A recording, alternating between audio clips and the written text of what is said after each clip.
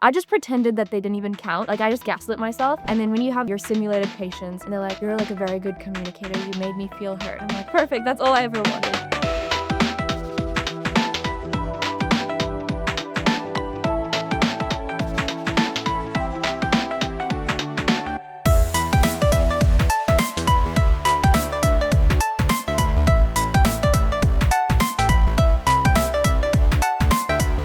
Well, Rithika, welcome to the podcast. It's really great to have you here. Can you just start off and introduce yourself and tell me a little bit about what it is you're up to at the moment? Yeah, so my name is Rithika, as you said already. I graduated last year from MacRob, and currently I'm in my first year of med at Monash. Okay. Congratulations on getting in. Thank How's that been so far? Yeah, it's been quite fun. I would say like the people are really nice and like we've jumped straight into like talking to patients and things like that. So it's not just learning content, it's also practical, which is quite fun and surprising as well. Awesome. So clinical skills wise, have you done some of those like patient simulation Yeah, things? yeah. Blood pressure, Nice. giving an injection, whatever, yeah. And passed them all? Yeah, pass. Nice. Maybe not on the first try, but we passed. Awesome. Yeah. That's good. That's good. All right. Well, let's dive right into it and take a step back into, I guess, your MacRob experience. So you mentioned going there, and I think I didn't, of course, go there, but my perception of it as being a selective school, it's obviously going to be quite competitive. Can you speak to that a little bit and how your experience was there? Yeah, so MacRob definitely was competitive getting in, and then obviously year 11 and 12 that competition came back, especially because like I would say pretty much half the cohort wanted to get into med. Okay. So yeah, everyone had the same goal, and like it could be quite overwhelming at times. Like I wouldn't say as far as to say it would be toxic, but Okay. it would borderline on that idea. A lot of people maybe wouldn't feel happy sharing their resources, for example, or even saying they were going to try to do the UCAT. And it's just like be a bit blindsided Yeah. on the day. But then on the flip side, I think it was also a really good environment for me. Like I personally enjoyed being at MacRob, just because of some of the people. Like everyone understands where you're coming from and like knows how hard medicine is and how hard everyone's working. So it also motivates you a lot to do better. You can't be complacent in that environment and think you're like on top of the world or anything or have the best chance of getting in because you don't. Yep. So yeah, I think both good and bad in terms of that. Okay. So on sort of the, I don't want to say the bad side, but the side of people talking a lot about medicine and maybe not sharing resources, maybe sort of hiding SAC scores and things. How did you practically try and block out some of that noise and focus on your own studies? Yeah, it was difficult. I think like my friend group, like the people that were closest to me at MacRob, were kind of good in that sense because we all wanted each other to get in, and whatever course we wanted to. So we weren't like hiding between each other. That's great. But obviously outside of that, it became a bit more difficult. But the main thing is like just realizing that there's no particular score that you need to get into medicine. Like it's not like you only need a 99.95 and you only need a certain UCAT. So hearing other people say whatever they were saying, I knew that the UCAT fluctuates a lot, things like that. So they could get a high score now and not get it in like 2 weeks or something like that. So I just kept that going in my mind. Like it doesn't really matter where we started because it's all about what happens on exam day. Yes. So nothing's guaranteed leading up to it. So then just kind of drowning out that noise in that way. Easier said than done, though. I think it's often when you start hearing those talks, oh, this person got this score, this got this score, and maybe met with, of course, if you're not feeling particularly encouraged, that can be difficult. Was that the same with SAC scores and things as well? Did you feel like some of that noise crept in when you were doing your VCE subjects? Yeah, for sure. I think like again, like some people didn't show their scores, some people did. And I found what helped me was like I would just say my score openly. Like I wasn't trying to hide anything from anyone. If I got a bad score, I would just say it. If I got a good one, I'd say it. And then that just put the pressure off of me. I was like, I'm pretty transparent with how I'm going. I don't really care what everyone else is doing. Like this is me. Like if you want to judge me, if you think I'm gonna get in or not, it doesn't really matter. But this is just where I'm at. So kind of like it was almost like a shield for me. Like these are my scores. Like I've got this, and I don't really need to know what anyone else is doing. That's really admirable, and I'm so glad to hear that your friend group as well was encouraging and not destructive. With that friend group, did you study together? Did you have kind of some time where you'd bounce ideas off each other? Was that part of VCE for you? Yeah, I think it was interesting. Like we a lot of the times didn't talk about things like UCAT and stuff like that. And I had one friend in that group. She didn't want to do med. She didn't even do chemistry. So she was like completely not into that kind of field. And I would study with her a lot and talk to her about a lot of stuff. Because again, I knew she wasn't judging me and like she only wanted to give her my support because it wasn't a competition. Yes. She genuinely didn't care, even like because she wasn't trying Yeah. to get in as well. So I think having that one person there was really, really helpful as well. And you got that balance of the friends who understand that med's difficult to get into and that the UCAT's coming up and all that's busy. And then you've got, of course, the friends that can take you away from that. That's awesome. Okay, so throughout that time in year 12 and getting into medicine with so many other people around you as well, did you ever feel like you, I guess, put up a bit of maybe a wall of confidence that you weren't feeling necessarily as encouraged as you may have seemed? Hopefully that's clear. Yeah. I would say it's almost like the opposite way around. Like, I think a lot of people expected me to get in, and they were like, "Oh, like you're definitely gonna get in," and I'm like, "I'm not even confident. How are you so sure that I'm gonna get in?" So I think that was an interesting way of putting it. I think maybe my self-esteem was lower during year 11 and 12, and like I was starting to question like, is medicine actually something that I can do? So I think their confidence kind of gave me a bit of confidence, like what are they seeing that I'm not seeing? Maybe I do have a chance, that type of thing. But I do also think sometimes it can get a bit too much. Like you still got to keep your ego in check and be humble. But I think my school has definitely kept me humble every now and then. Yeah. So it's a good balance between the two. I heard someone use an analogy of like being kind of like a duck, and there's people who seem very pristine on the surface and don't seem like they're working that hard, but underneath the water, they are doing all that work. And I certainly had friends at school and was looking at them and they go, "Oh, how did you get this so easily?" But you, I guess, disregard sometimes the work that they do when you're not actually looking. You mentioned something there in regards to being humbled by some scores. Can you talk me through that and how you, I guess, navigated those times of disappointment? Yeah, I think biggest disappointments was probably like general maths during year 12. Somehow I managed to have like a higher bio SAC average than I did for general. Okay. I don't know how I managed that. But yeah, definitely had some low lows there for general. But yeah, the main thing was like I still ended up getting a 50 at the end of the day. So that's just to prove that those individual SAC scores genuinely didn't matter at the end of the day. Yeah. And if I had spent a lot of time worrying about it, I wouldn't have done very well. So all I really took those SACs as like, I just pretended that they didn't even count. Like I just gaslit myself. And then I just looked at my mistakes and like, I'm not going to make these mistakes on the exam. Yep. But it doesn't matter. The SAC is over. Like I can't do anything about it. So again, that idea of only like controlling or like worrying about the things you have control over. But the SAC, once it's done, I don't have any control of it anymore. But I do have control over learning from those mistakes and then not doing them again on my exam.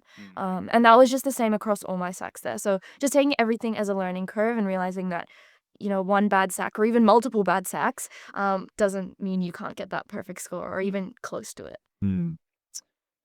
The reality with, I guess, the subject perspective that you have with, oh, I'll just, neglect it, that doesn't happen overnight. And I think it's very difficult when, you realize that assessments do matter. Of course, you just spoke to the fact that it doesn't necessarily mean that you have to write off a subject, but where did that perspective come from? I guess through year 11, did you do any year 11 subjects? Yeah, I did 2 of them. 2 of them? Okay. And that's where I would say my mindset shift actually happened.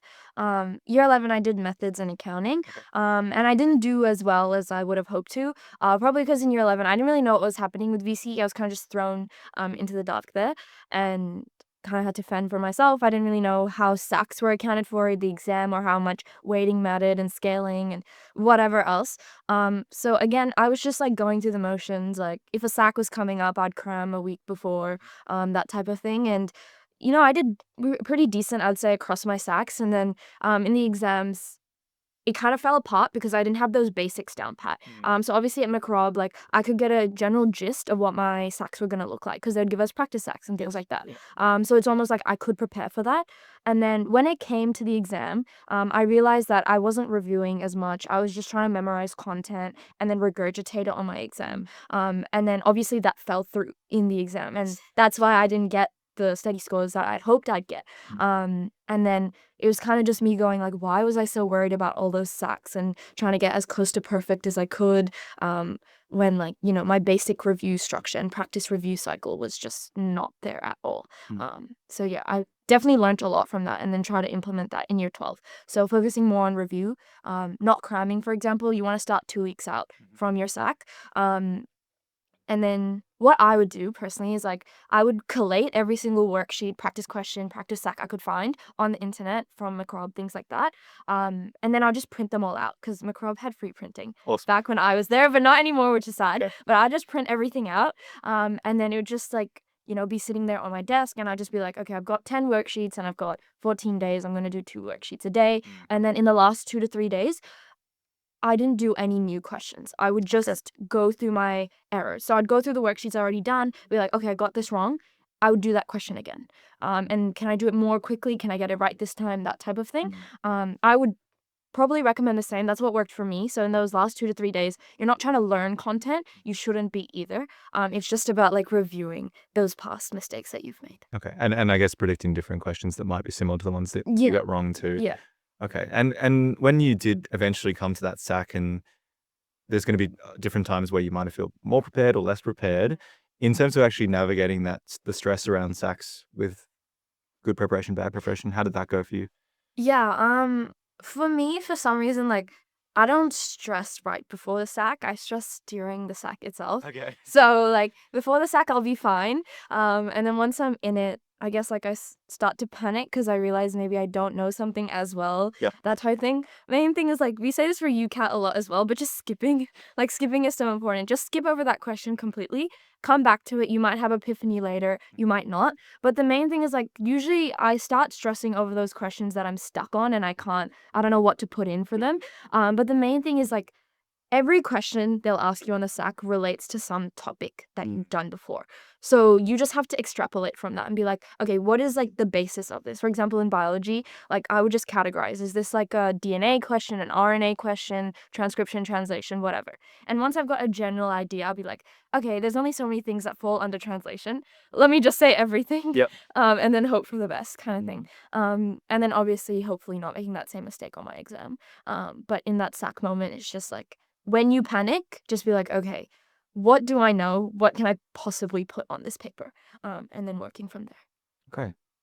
So look, we're about nearly 5 months through year 12 now, and there's a number of students who have already done several SACs for different subjects. And naturally, there's going to be some students out there who are thinking, oh, I've messed up a few SACs, or I'm feeling really discouraged, whether it's going to medicine or not.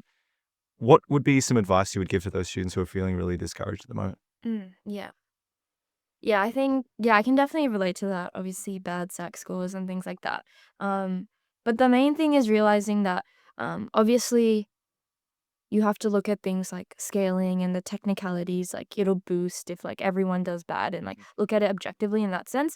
But also realize once again that it's not over till it's over. Like I didn't go into year 12 thinking I was going to get the ATAR I was going to get, or the study scores I was going to get. And if I'd given up on general maybe halfway through the year, thinking that, it's over, like bio's a lot better, whatever, I wouldn't have been able to get that 50.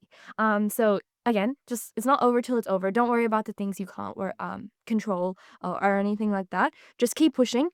Do better next time. Don't make the same mistakes. And as long as you give your 100%, you won't regret anything at the end of the day as well. So yeah, just don't not give 100% and then regret it at the end. Okay. All right. In regards to your subjects as well, so you've gone through methods in accounting, and you mentioned you got further, and I assume English in year 12 as well. What were the other couple of subjects you did? Yeah, I also did bio and chem. Bio and chem. Yeah. Okay. And by and large, did you feel like, looking back, obviously it was only last year, were you happy with the subjects and how they all went? Yeah. Besides the first couple? Yeah, I think chem I would have liked to do a bit better on because it did end up being in my bottom 2 and I was hoping it wouldn't. But the other subjects, like I was like over the moon with. It was better than what I was expecting. Brilliant. So yeah, I can't complain. Okay. You mentioned scaling as well, and the considerations there, and having some confidence in the fact that the scores are going to be fluctuating. We've spoken a few times on the podcast about your approach to picking subjects. And it's going to be different for everybody, of course, in terms of interest and scaling and prerequisites too. So What was your process in terms of picking those? Yeah, for me, it was when I was in year 11, because you know how in year 11 you'll have your 1-2s. I definitely picked those based on scaling. For example, I did Spesh in year 11, Okay. Spesh 1-2, just because like everyone was doing it and it was like the hard subject that, all the smart kids would do or whatever. So I was like, yeah, let me do that. Obviously did it, hated it so much during year 11, because it was like very physicsy math. And yeah, so I definitely am so happy that I dropped Spesh in year 11 and picked general instead. Because again, I really like that financial math because I did accounting in year 11. So I was like, oh, like general is closer to that. Maybe I'd like general more. And I switched and I really like that. And I feel like that helped me a lot more. Like the fact that I was genuinely interested in the subject didn't make it feel like I was going out of my way to practice or like it was such a hard thing for me to do.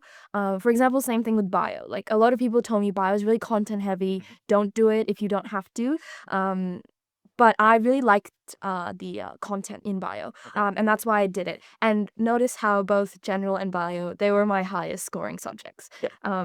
Also the ones that I liked the most. So correlation, causation, not really sure, but main thing was realizing that if you like the subject, you're going to put more effort in it. And when you get a bad score, you're not going to be as upset because you're just like, you just enjoy the content. You just enjoy being in that class and learning that stuff. And you're like, you know what? Even if it's my bottom two, I don't care because I genuinely enjoyed learning that stuff. That's the attitude I had. And maybe because my expectations were so low, I wasn't as stressed for those subjects. And therefore, I did better. Definitely a lot better than I would have done if, for example, if I did Spesh. Even with the scaling, I don't think I could have got that 50 Mm. with that.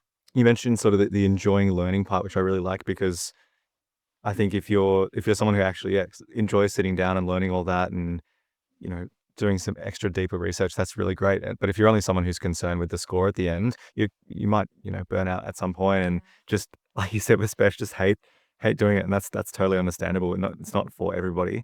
So yeah, picking the subjects you enjoy, but also having the consideration of prerequisites for the ones you need to. And being in medicine now, biology is of course one of the most prominent segments in the start. I didn't do bio myself, so I was, swimming in the deep end a little bit in the first 6 months. But I suppose if you take yourself back a year, and let's say you're starting year 12 and you're obviously coming off the back of your year 11 subjects as well, I'm interested to hear if you were sitting here and were interested to ask me about some advice for year 12 or to hear my thoughts on something, what might you ask me? Um, yeah, I guess this is more like UCAT related, maybe. Okay. But obviously you did the UCAT 2 years? It would be 3 years ago. 3 years ago. Okay, Yeah. 3 years ago. Yeah, so obviously the cutoff, things like that have changed. Now they've removed AR. How do you, I guess, expect UCAT or like getting into medicine in general, interviews, things like that? How do you expect that's going to increase in difficulty or even change for the next couple of years? It's a very, very good question. I think the first thing I'll say to that is obviously being a UCAT tutor yourself, you're probably more on the front lines in terms of understanding the scores. But I certainly have noticed there's been an uptrend in the threshold for getting into medicine and the required low score. I think in my cohort, it would have been with the old scoring system about 3,000 to get a first round interview. Now it's 3,140 approximately. So that's certainly going up.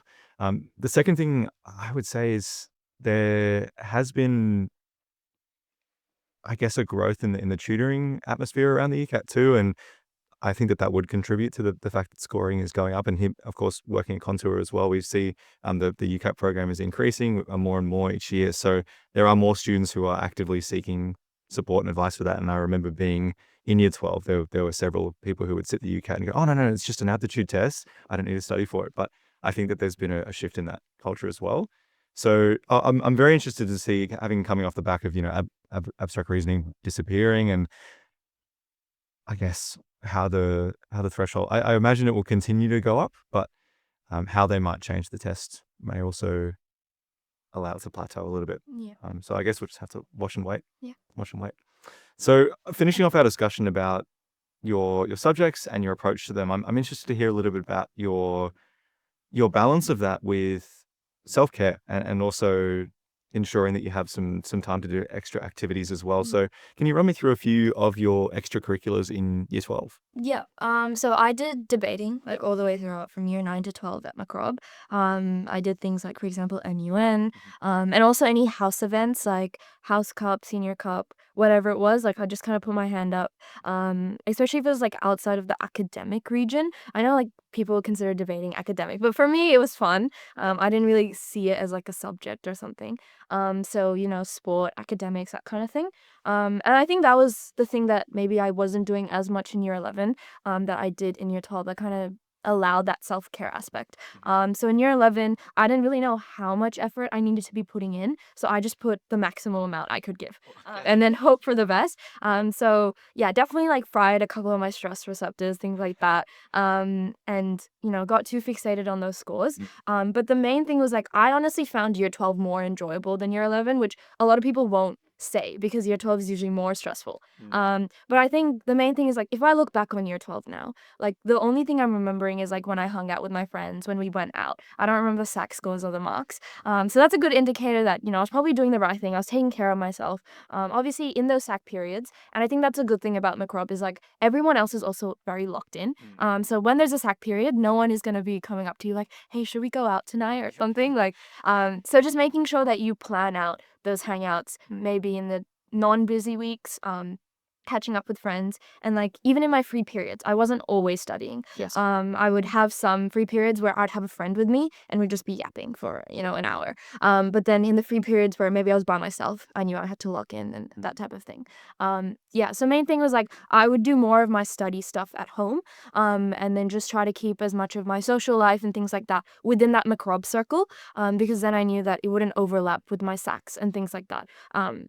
Because I could like choose, and the school would also be like, let's not have House Cup in the 1 week where everyone has SACs, Yes. for example, Yeah. that type of thing. I remember we spoke to a few teachers when we were in year 12 and they were sort of scheduling the SACs and we're like, no, we've got like 6 SACs this week. We can't do that. There's a bit of negotiation that goes into it. So would you say by and large that not only the extracurricular activities, but also the support system that you had and making the effort to do some social things as well was important for your academic success? Oh, yeah, 100%. For sure. Like, I don't think I would have made it out. Otherwise, yeah, I think you definitely just need some time to rewind, relax, and then realize that the world is just bigger than academics, in that moment, even though it doesn't feel like it. And I feel like it's just a good distraction for a couple hours just to get out. And just like being kind to yourself in that sense, like, you're putting a lot of effort. Like, no one wants to fail year 12. Like, you're trying your best. So it's just like, after a sack that you've done, whether it was good or bad, I would just go out, get myself, I don't know, a McFlurry or something, and just reward myself. You know what? You've done well. The sack's over. Like, just moving on now. And I think just being kind to yourself, it makes sure that, when you do make a mistake, it makes you more resilient to actually want to get back up and keep going, because you're not just beating yourself up about everything that you're doing and then losing that motivation as well. Yeah, you're practically learning the skills to be resilient. Yeah. Because I do think it is a skill and it's acquired over time. Like we were talking about with the perspective on not taking things too seriously. You don't just wake up one day and Yeah. can slough off a bad sack mark. You sort of got to learn that a little bit. So with the reflections on your self-care and your social life as well, I'm interested to hear how that kind of ended up carrying you through the exam period, because you're going to have less time to be social and maybe you're not at school as much as well in that sort of SWAT period. So what was your approach to managing that exam period in terms of stress and social life and other things going on? Yeah, I think obviously exam period, I'm doing a lot of practice exams. So obviously again, I've got everything printed out at home, that type of thing. Main thing was like with social connection. With MacRob, no one lives near each other, unfortunately. So it was a lot of FaceTiming with my friends, things like that. And also like I would probably recommend not doing this, but like watching a lot of Netflix or YouTube or movies and just staying at home and staring at the screen, not the best way to do it. I went outside a lot, which is quite surprising for me. Didn't do a lot of that in year 11. Okay. So a lot more of that in year 12, like just going out for a walk with my dad, things like that. It just like, again, helps you unwind, and I found was the best way to relax and switch off, instead of just staring at your screen all the time. But yeah, main thing was like I wouldn't expect myself to study the entire day. So swap back, you've got 2 weeks. It wasn't like I was studying 9 to 5. It was more like I would wake up, maybe do an exam, review it quickly, and then have a break. And then at the very end of the day, I'd do maybe another exam and then review. And then like in that middle period where I'm not really doing anything, I was making sure that I was actually not doing anything. So I'm not like thinking about, oh, I've got so many practice exams in the back of my mind. Yeah, just switch off, like guilt-free. Hanging out was the main thing there. And I guess like how you kind of go about switching that off is through planning. So I knew how many practice exams I had, and I knew how many I needed to get done per day to finish the 4 my exam. So that was the main thing. It's like, so I'm not having unnecessary worry. If I was behind, I knew I was behind, and I was like, okay, it's fine. I'll just do one more practice exam today, and it's fine. I've caught up. And then if I was ahead, it's also fine. Because if you don't know that you're ahead or behind, you're just unnecessarily worrying. Like, will I finish my exams at time? Like, will I have done all the content? So if you plan it out and you know you will, then you can have that guilt-free relaxation time as well. No, that's a really good way of approaching it and scheduling not only the study but the breaks too. So by and large, I mean, we've had such a great discussion already about year 12, and you've offered so much wonderful advice about, approaching SACs and letting it, not get you down if you do have bad assessments, because at the end of the day, maybe you do end up with a 50, maybe you don't, but it's not good to write off a subject. If you had to boil down your advice around VCE and also ATAR success as well, you graduated with a 99.5, which is an incredible result. What would that piece of advice be? Yeah, I think it's just like taking things in stride, being kind to yourself. I feel like the one thing I changed between year 11 and 12 was not caring as much about my scores, and letting that weigh me down or think I'm going to fail because of it.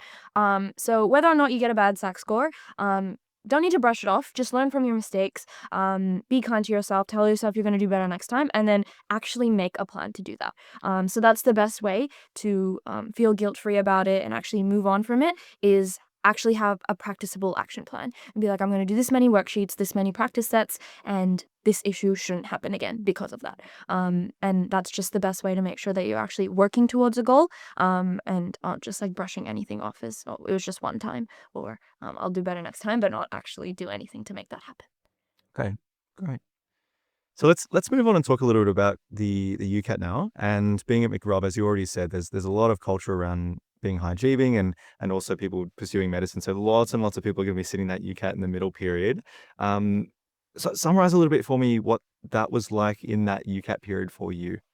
Yeah. I think it's like very interesting. Like towards the start of the year, you didn't really hear much about UCAT, probably because a lot of people weren't that locked in, or maybe they're just doing it at home. But maybe in like the 1 or 2 months leading up to the UCAT, like I would just walk into the library and there would just be like AR sets like across all the laptops. And then I'd be like, oh my God. It would just be like such a reminder for me that like all these people are doing this work. And it's very easy to get bogged down and be like, I'm not doing enough. I need to be doing more. Like, okay, how are they even doing this at school? Like, I'm not doing UCAT at school. Should I be doing it? And that type of thing. But main thing is like realizing like you don't really know what people are doing at home. Like maybe they're slacking off there and just working at school, or maybe it's the opposite way around. They're slacking off at school and working at home. And I personally, I just did UCAT at home because I didn't want to be around other people doing that, because I knew that, again, I would get in my head, oh, this person's so good at VR. Why am I not answering that question? And they are. So I would just do all my practice at home. And luckily, again, my friend group, thank goodness for them, we didn't really talk about UCAT and scores and things like that. Obviously, if we needed help with strategies, we'd be like, oh, I learned this at Contour, like maybe you should try it. Or I learned this from somewhere, you should try it. That type of thing. But no one was like, oh, I dropped to 3,000 the other day, and like comparing our scores. So that really helped as well. But I guess, again, with that idea of other people, dropping their scores, like first time I've done a mock and I got a 3,000 and I'm like, what? It's a bit intimidating, isn't it? Yeah, it's so intimidating. But I think now as a tutor, I think I realized this, and I definitely want to share it to like students now. It's just like, UCAT at the end of the day, you are right. It's an aptitude test. That was what it was made out to be, which means that intrinsically some people are better at the UCAT than others. That doesn't mean they're the only ones who can succeed. It's just that sometimes when people do a mock for the first time, they will get 3,000 because they're naturally more inclined that way or have that aptitude. And some people won't.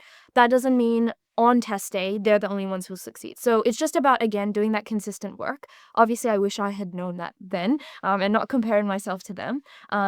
But yeah, some of those people, if they don't do that consistent work there, they wouldn't have done well in the UCAT. I don't think I had a natural affinity for the UCAT. I was all right at the start, but again, it was without that consistent preparation, I definitely would not have gotten into med there. So it was just thinking about, I'll do what I can, they'll do what they can. We'll see each other on test day, and whatever happens, happens. All right. So you mentioned there that early on you sort of didn't have the affinity for the UCAT. I'm interested to hear about your process in terms of working through, and you mentioned consistency as well. And I think on previous episodes we've reflected on the fact that consistency is wonderful, but consistency without proper reflection and actual growth is not going to take you anywhere, right? You're just going to keep hitting the wall, keep hitting that plateau. So walk me through your process of improvement and what changed over that time as well. Yeah, so when I first started out with the UCAT, I think my dad got me like Medify in mid-year 11. Didn't really use it at all. And he's finding out now. But yeah, he didn't. I didn't really use it a lot. And then around that December kind of period, November, December, that's when maybe school started to slow down a bit, and I was like, okay, let me try a bit of UCAT. And back then, all I really did was just spam practice questions. It was just like VR over and over and over, and then DM and then QR, same thing. I didn't really know what I was doing, what skills I was supposed to be implementing, whatever. And obviously my scores weren't improving. I was like, okay, this is a problem now. So maybe like start of January, I heard from a friend about Contour. And I was like, you know what, let me just join, see what happens, join the free trial week. And this time they're actually teaching me skills. And I was like, this is exactly what I've been missing in my preparation. So join Contour, and obviously from that point onwards, we emphasize a lot of focus practice. So that's this idea that there are a bunch of skills that you can have for different issues in each subtest. And when you practice, you shouldn't be practicing with the idea or the goal that, oh, I want to get better at VR. That's too broad. What you want to be focusing on is, for example, when I do these couple of passages, I really want to focus on finding the contention or the tone and vibe, whatever. Have a specific goal that you have in mind, a specific skill, and then practice that over and over again for that practice session. And then when you do that, it's targeted practice, because again, the UCAT is testing skills. You need to actually build those skills. So you need to be thinking about them consciously while you're doing them. So that was maybe during that little middle period at the start where I'm learning all these new skills. And then towards the end, it very much just became mastery of those skills. So about efficiency, because if anyone's done the UCAT, they would know that timing is just abysmal there. So you want to be as fast and quick as possible as you can. So it's just about getting better and better, having those techniques become subconscious rather than conscious as well. And then that's pretty much how my preparation just fluctuated over that time. Okay. Well, you've given a really good picture of like a gradual progression. Do you think that there was a moment where you kind of had like aha, like I figured out the UCAT, it's clicked now, or do you think it was still quite gradual? Yeah. No, I would say at the very beginning, it's like quite gradual.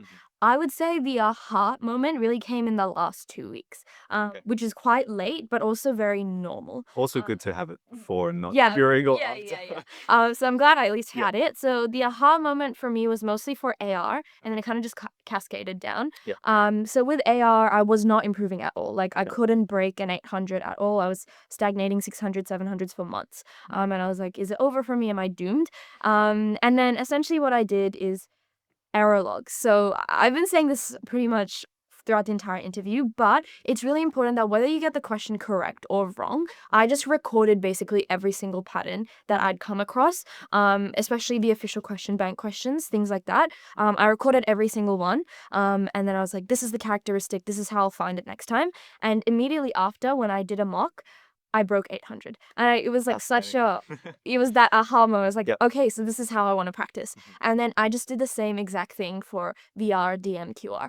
Obviously, I wish I had had that moment a lot earlier because I only had 2 weeks to kind of make those error logs. If I had, maybe I would have done better. Who knows? But at least I did it. And I found that it wasn't like as big of a jump as it had for AR, but the other subtests did definitely improve after that. And that all comes again back to that review idea that you can't just do practice questions. You need to reflect on that mistake. And the most important part is like, yeah, you can reflect and be like, this is why I got it wrong. But then you need to review over it regularly. So maybe like once a week, twice a week, just so you remember the mistakes that you made so you don't make them again. Mm.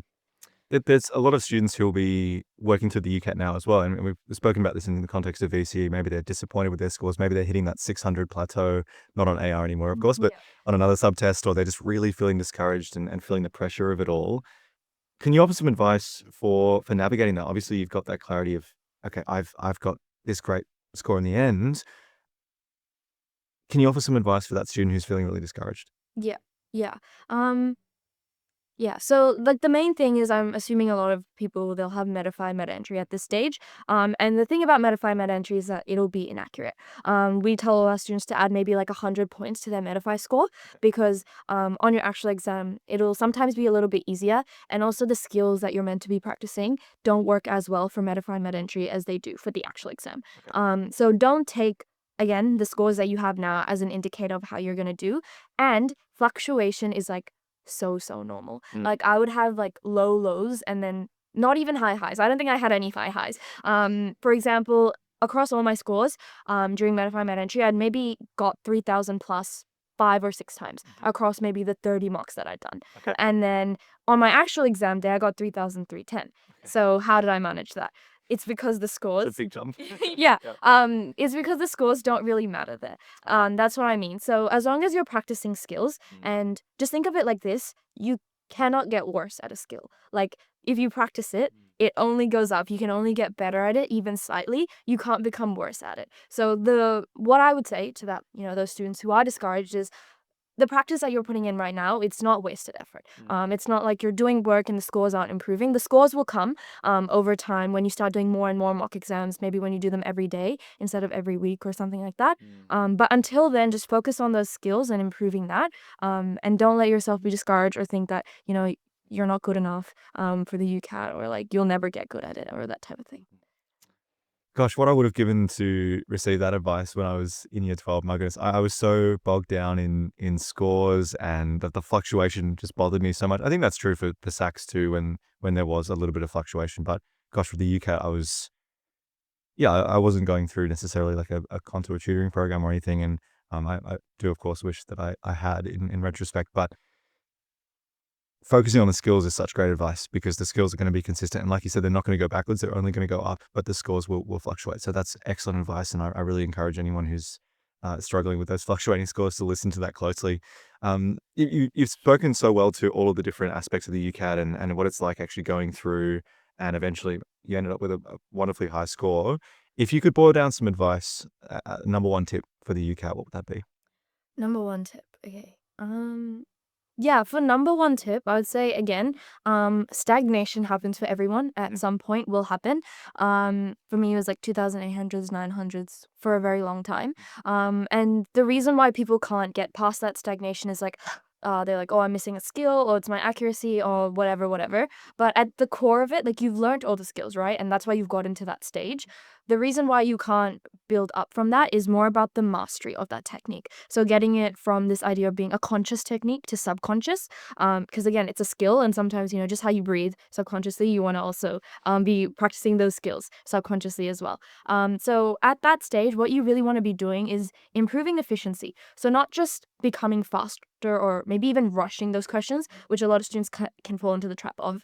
What you want to be doing is like getting better at maybe drawing your diagrams faster or interpreting them faster, shaving down time in QR. Maybe there's a faster formula you can use, not just doing the one that you're most comfortable with and that will get the question right. You don't want to just get the question right. You want to get it right efficiently and as quickly as possible. So for those students, I'd just definitely recommend focus on mastering that technique through that consistent practice and like challenging yourself under harsher time conditions and things like that, instead of trying to find a new skill or a new idea that you haven't learned yet.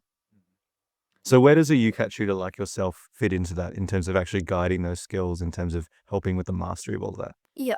Obviously, like we can do the basics. We can teach you the skill, and a main thing that we also do is like sometimes students will come to me and they'll be like, "Oh, like I don't know, like I really suck at this. I don't really know what to do from here." And as a tutor, I can definitely be like, "Oh, this is the skill you're missing. This is the strategy you should work on," and I can give you like an action plan for that. Maybe do it this much on time or this much time practice.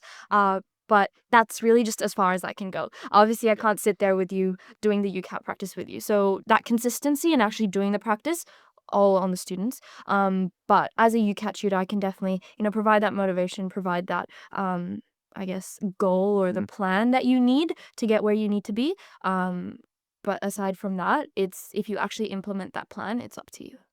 And naturally, there are going to be students who will end up at the end of UCAT with a score that they're not actually happy with, and may not break the threshold for getting an interview at all, or even a first round interview. I'm interested to hear what you would say to that student. And you've spoken so well to the importance of breaking that plateau by focusing on skills, but unfortunately, there are going to be students who don't. So what would you say to that student?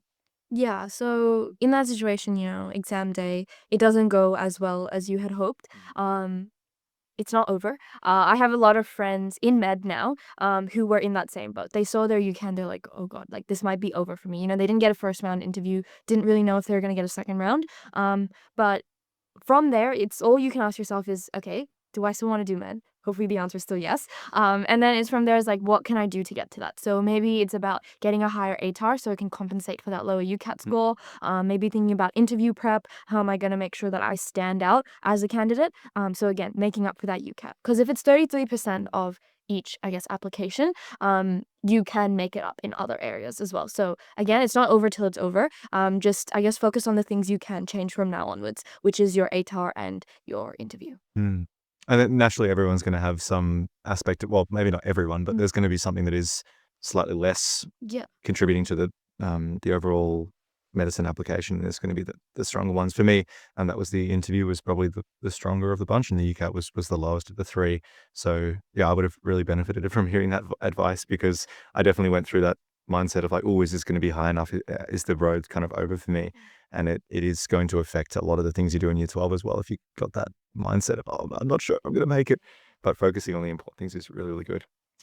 All right. So to conclude the discussion of medicine a little bit and delve into that final aspect as well, which is the interview, can you talk me through when you've reached the end of the year, the offers that you got, and also how you went about navigating the interview overall? Yeah, so in terms of interviews, I got 4 interviews. So I got it for Notre Dame. So I applied interstate as well. So I got a couple interstate ones. So obviously I got Monash first round. Then I also got Adelaide, and I got CQU, which is in Queensland. And then I got Notre Dame as well. So 4 interviews. Monash was my last one, thankfully. So practice. yeah, good practice.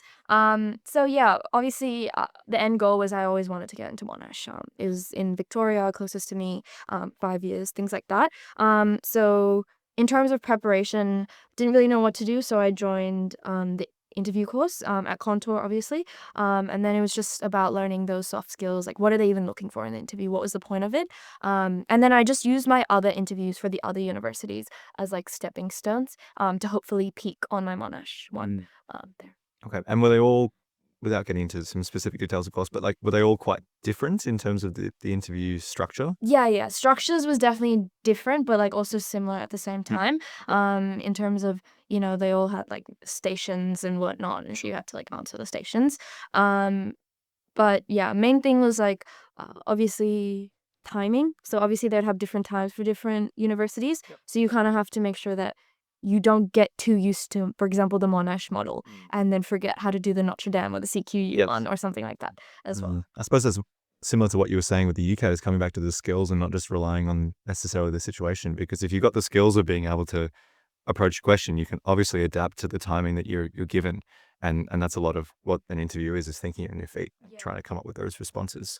So in terms of preparing for those, you went through the Contour program and, of course, learning those soft skills. We've already spoken today about the importance of reviewing and making sure that your consistent practice is actually targeted and building those skills. What did that look like in a new context, in that interview context for you? Yeah, so in the interview context, there's like 2 ways you can go about it. So obviously, I would give a response. The tutor would be like, here's how you can improve. And then that was like my feedback cycle, just implementing it for the next time. You can do that same thing with a friend, for example, have them kind of critique you as well. So that was mostly for like content kind of stuff. So I was like, what am I missing, for example, because a tutor or a friend, they could have different ideas to me. And that's how I'd figure that stuff out. And then main thing was like recording and noting, because it's a lot of content. Like med is a very big field. There's a lot of stuff you can learn. And it's not stuff that's taught in schools. Like how does, I don't know, a hospital work Or like, what's a hierarchy? Yeah, exactly. So that kind of stuff is very important to note. keep that note taking and stuff. And for, I guess, like the softer skills, like how do you hold yourself, how do you present yourself and speak? Obviously, again, you can get your friend to tell you, but I think a big thing that helped me was recording myself and seeing myself speak and do that. Obviously, very nerve-wracking the first time and really like annoying. I was So uncomfortable. so uncomfortable. It's like, do I really speak like that? But yeah, you just see yourself over and over and you're like, oh, this minor thing, this thing. And then it's just about consciously rewriting it or overriding that with some new idea or skill as well. Was there one thing for you that was consistently an issue that you kept trying to fix? Yeah, I think a big thing for me was that I became very monotone or robotic Okay. in my delivery, because I would be like in my head like, okay, what's my next point? What's the next content piece I can say? And then it would become very scripted, even though it wasn't. Like even if I'm thinking on my feet, it still came out monotone. So it was just this idea of being like more comfortable in myself and like making it more fun. Like I remember my Monash interview, like I even made like the interviewer laugh like a couple times. Yes. It's just like showing your personality as much as you can, and not just hiding behind the content of, oh, I know how hospitals work or medicine works as well. You're also bringing your responses to life. And if you're someone who's presenting yourself, I'll reference a conversation I had with Pranav on the podcast as well. He made an excellent differentiation between who you actually are and your character and all your skills, and also presenting that. And the important bit is the presentation, because, in your head, you could have all the right ideas. You could, think that you've got this all sorted out. But if you can't actually present that, it's at the end of the day not going to be as important. So it is, about putting yourself out there, being passionate, being friendly, and making sure that you are putting your best foot forward overall. Building off that too, if you were to separate what you think is a good interviewer versus a great one, what do you think separates that? Yeah, I would say like probably like what Pranav's been saying about that is like really comes down to the soft skills and the nonverbal communication aspects. Like it really does make a difference, because at a certain point, like especially like if you've done a course, you've done a bit of tutoring, like you know all the content, and like there's only so much like again that they can test you on certain skills, things like that, or content. So at the end of the day, you have to differentiate yourself by bringing in your own anecdotes, bringing in your own personality. And even if that means you need to spend some time brainstorming, what have I achieved in life? What have I done? That type of thing. Like having that ready will also help you have that spontaneity in your interview as well. And just, being able to waffle, I would say, is like the biggest thing that you need. And having that waffle sound sophisticated, at least until you can get your bearings and be like, oh, I know something I can talk about. That type of thing. Okay. Yeah. And it is natural that you're going to be stumped at some point. Yes. And if your baseline waffle is to waffle well, then that's good. Okay. Uh, In the context of that interview, I'm really interested to hear what your overall advice is for how to succeed and how to do well there. For the interviews, for interviews, main thing I would say is like the universities say this themselves, but like they'll have like a certain set of values or like qualities that they're looking for in a doctor, and all you really need to do is like available information. You just find this online, and then what I would do is just like think of an anecdote for kind of each quality, value, skill, whatever, and then it's just about like building upon that and that idea. Like, how can I show honesty, for example, throughout my response, and show that, I do have this skill and this quality. And it's just about like dropping that in there, making it personal to you, but then also showing that like I have this objective part where, I can be honest, I can be empathetic, I can do that. But then also like in the subjective, in the practical world, I've also shown that multiple times. And I think it would be even better to show how you've grown. So saying something like, maybe I wasn't that good at empathy at the start or setting boundaries or something like that, but then I gathered that or I learned that over time. I think that's very impressive to see as an interviewer. Yes. As well. Having students who take stock of how they're doing things, and like you've already said today, with reviewing and going, okay, is this working for me? And being able to communicate, that's really important too, because not everyone's going to be perfect in the interview, and they don't want to see perfect people. They want to see people who are learning from their mistakes and becoming better people, like they were with better doctors as well.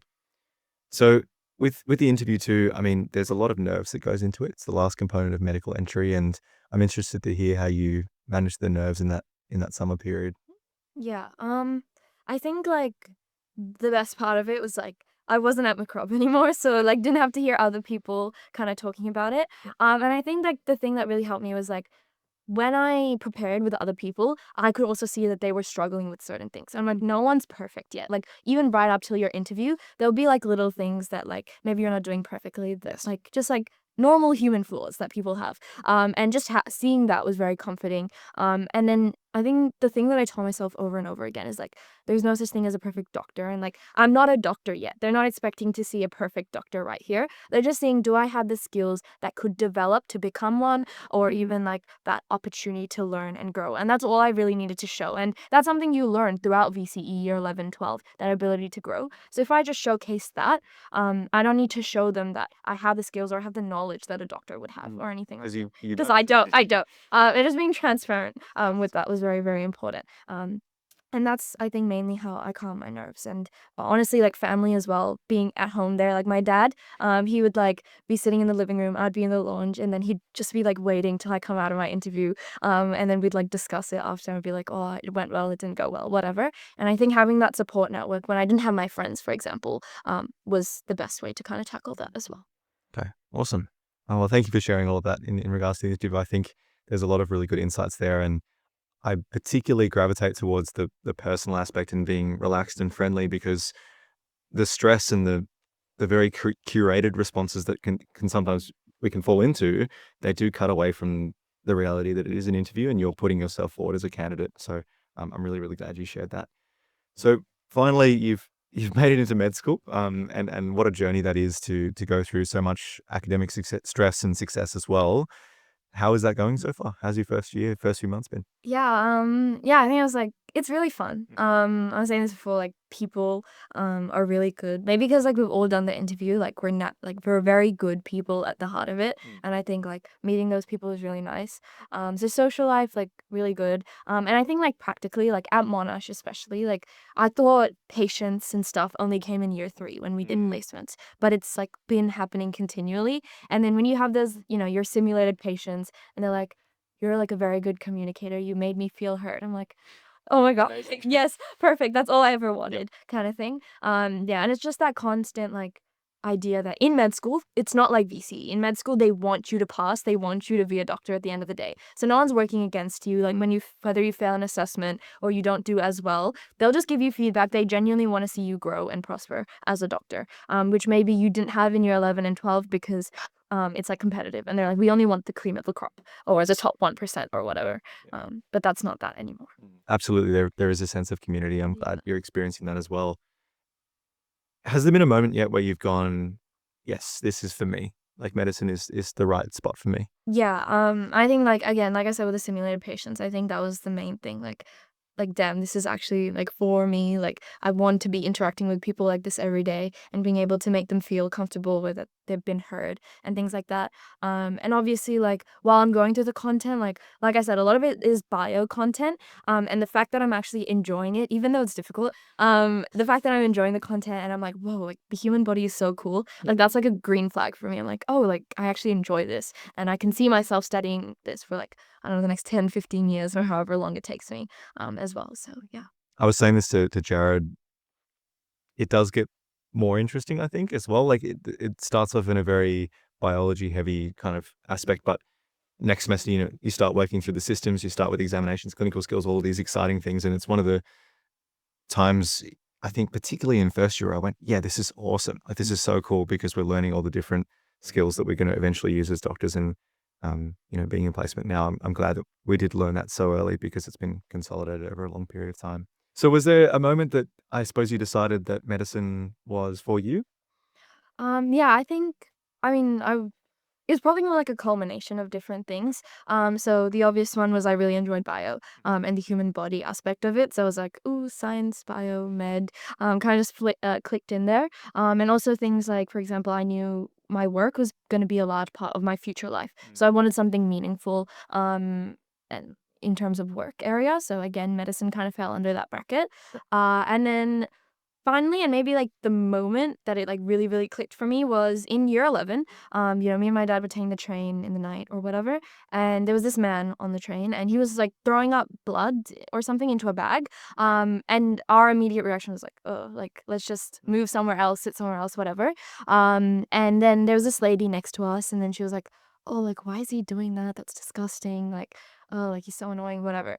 And like my heart like broke in that moment. I was like, what, like, he's not doing it on purpose. Like, he's obviously very sick, and he's doing it into a bag as well. It's not like he's throwing up on someone. Like, he's trying to be as mindful as he can. And then it was also like a moment of reflection, because I was also like, well, me and my dad just did the same thing, like, unconsciously as well. Like, we moved away from him, and then on the car ride home, like, I was like crying the whole way. Okay. And my dad's like, why? Like, you were the one who moved away. Why are you crying? And I was like, because like I felt so bad. Like, he clearly just needed, I don't know, like a water bottle or someone to ask him if he was okay. And like no one asked that.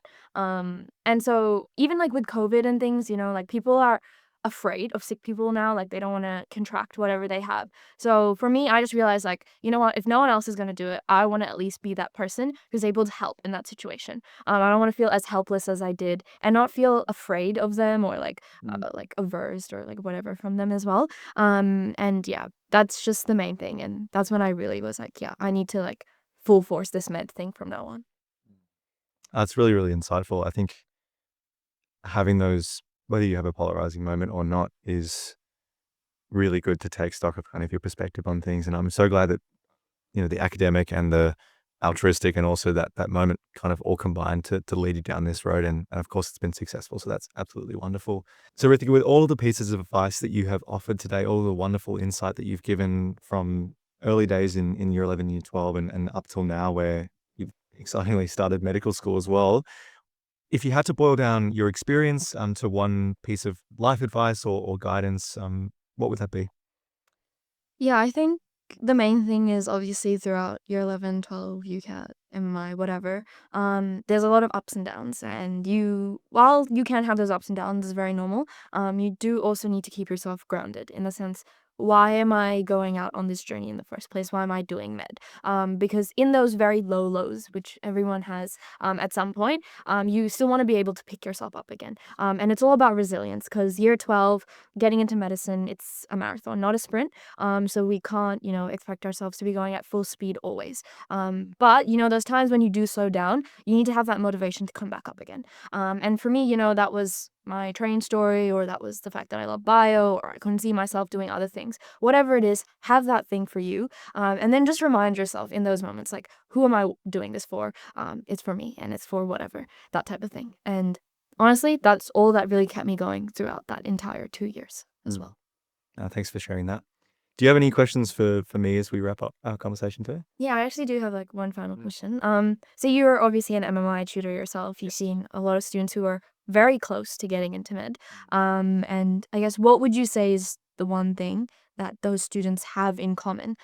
The ones who do end up making it into medicine. Hmm. That's a very interesting question. I'll quickly draw on something that I've had a discussion with a doctor at Eastern Health actually, and he was outlining the importance of hierarchy in terms of what you should be focusing on. Number one, you should be try and be a good person.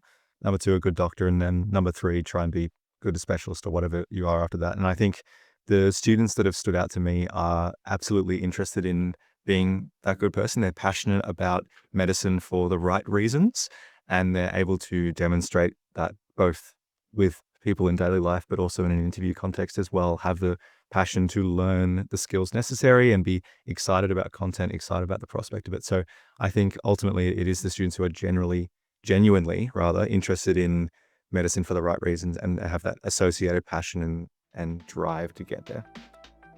No, completely fair. All right. Well, Rithika, thank you so much for coming in today. I've really, really enjoyed our discussion, and I'm also excited for you in the coming months to see how you go with medical school as well. So thank you again.